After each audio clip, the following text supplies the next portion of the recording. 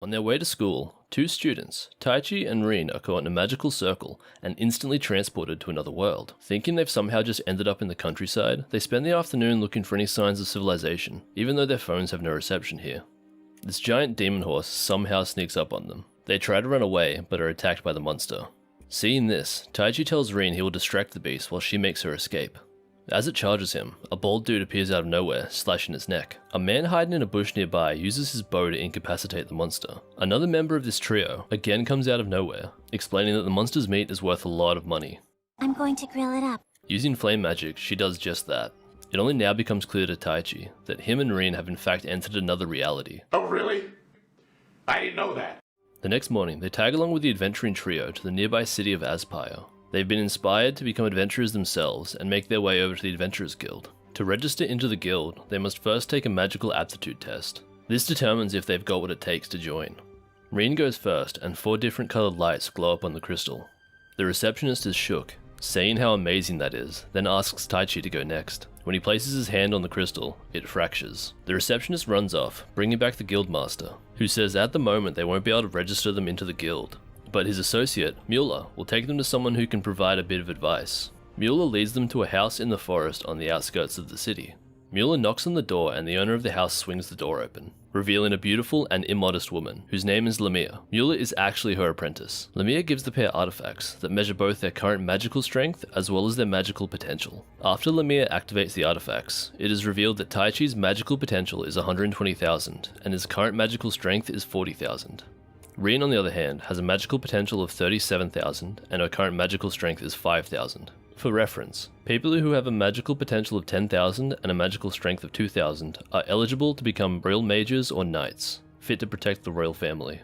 Lamia declares that they must now both become her apprentices, as without proper guidance they won't reach their full potential and could become dangerous to themselves and others. She explains to Taichi that if his potential is properly trained and applied, he would be strong enough to where he could single-handedly destroy any nation in the world, having anything he could possibly want. The next day at breakfast, it is revealed that Rin is a quad magician, incredibly rare, and capable of using all 4 of the magical elements by chanting spells to tap into their power. Even rarer than that is Taichi, who is defined as a unique magician, who can tap directly into the elemental spirits themselves.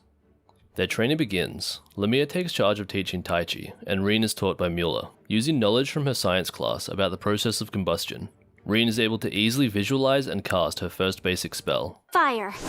She then goes beyond that. She adds a flammable gas into the mix, creating an even stronger flame, impressing Mueller. In the afternoon, she finds Taichi, who has completely failed to manifest any magic. She insists he doesn't give up, and after some encouraging words, Taichi tries again. He hears the strange voice of a child in his head. He follows what the voice says to do, and is finally able to display some magical ability.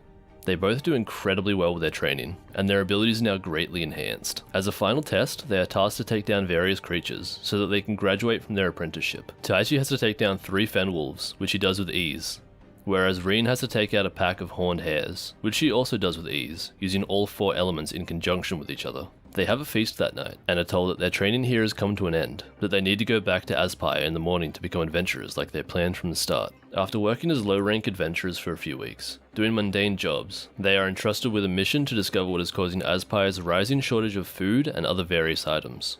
Their investigation leads them into a bar. They discover that the patrons of the bar were just hired to take the leftovers from a caravan that had already been raided.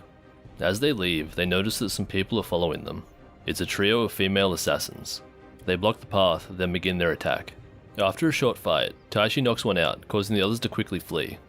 Not knowing what to do with the unconscious one, they decide to take her to the guilds as a captive.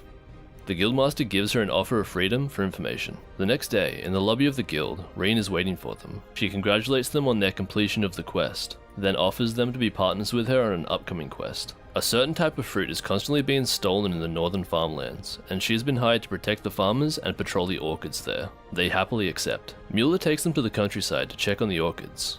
They meet up with the farmers, who are happy they've come, but when Taichi shakes hands with the white-haired farmer, he senses something's wrong, but brushes it off. The farmers guide them through the orchards, when Rin senses monsters approaching. 3 orcs and 1 giant ogre appears. The orcs are swiftly dispatched by Mueller, and Taichi uses his favorite anime as inspiration for how he deals with the ogre.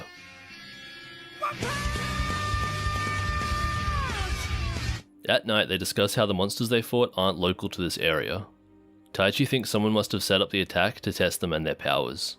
In the morning, Taichi once again shakes hands with the white-haired farmer, whose name is Kasim. He states his hands are way too soft to belong to a farmer. Taichi confronts Kasim, and he admits that he had been the one orchestrating the theft of the fruit in order to lure them here. Suddenly, his partner Grammy reveals herself, having used a cloak that hides her presence. She announces she will fight the two girls by herself, leaving Taichi to fight Kasim solo. As Mueller fights Grammy, she asks why she didn't just attack them when her presence was concealed. Grammy responds saying assassination is so boring and that she wants a real battle. Rein tries to distract Grammy from Mueller so she can activate her enhancement magic, which will give her a fighting chance of winning. Kasim summons a frost elemental to attack Taichi. Taichi goes for his classic punch. Kasim explains that because it's made out of frost, normal attacks won't have any effect on it. He tries to attack it again with his sword this time, much to the same effect. Kasim then forms a ball of energy using his crimson blood magic, which he gives to the frost elemental. This turns the frost elemental red and increases its abilities to a state where it's virtually unbeatable by Taichi. Taichi suffers a hard hit to his chest, causing him to cough up blood. Mueller, now fully charged up, runs in attacking Grammy, but still turns out to be no real threat to her. They rethink their plan and decide to use teamwork to try and take her down. They effectively juggle her and don't give her a chance to catch her footing. Rein then stuns her with an explosion and Mueller finishes the job with a flaming sword. They beat Grammy, but we cut to Taichi, who is shown to have been almost completely beaten by the red elemental when he falls unconscious. He finds himself in a dark area lit by a small green light.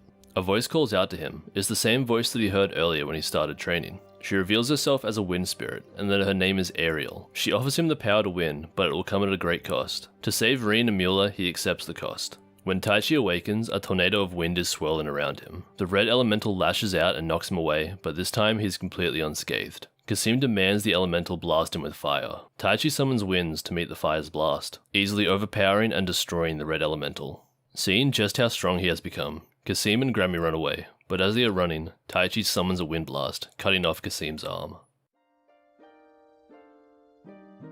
Hey, thanks for watching the video. If you enjoyed it, please make sure to subscribe so I know to keep making videos similar to this one.